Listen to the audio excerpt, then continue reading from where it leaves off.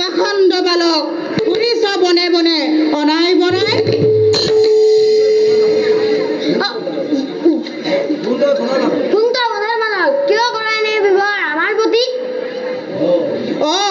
তহঁতিয়ে তেনেহলে সেই পাখণ্ড বালক বধ কৰি তিনি অনুজক কষ্ট দিলি প্ৰভুৰ মনত আজি তহঁতৰ ৰক্ষা নাই এই হনুমানৰ হাতত।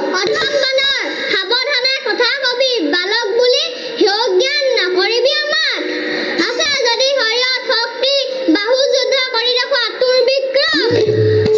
বালকৰ ইমান স্পৰ্ধা বেছ তেন্তে এয়া হওক ময়ো চাওঁ তহঁতৰ হত পৰাক্ৰম।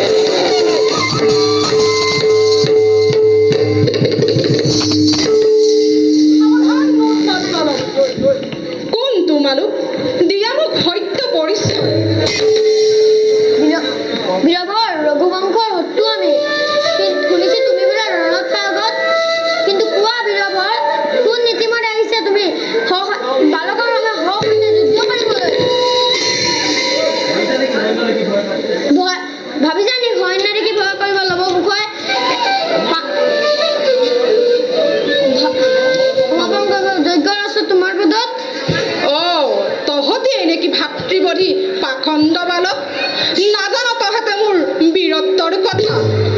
সাগৰত সেতু বান্ধি বধিছিলো মই লংকাৰ ৰাৱণক। নেলাগে শুনিব তোমাৰ বিজয় কাহিনী। নাক পাখে বান্ধিছিল তোমাক ইন্দ্ৰজিৎ বীৰে, ভংগ কৰি বজিলে তাৰ লক্ষ্মণে। গছৰ আঁৰত লুকাই বালিক বজাবি তেনেকুৱাতে তোমাৰ বীৰত্বৰ কথা।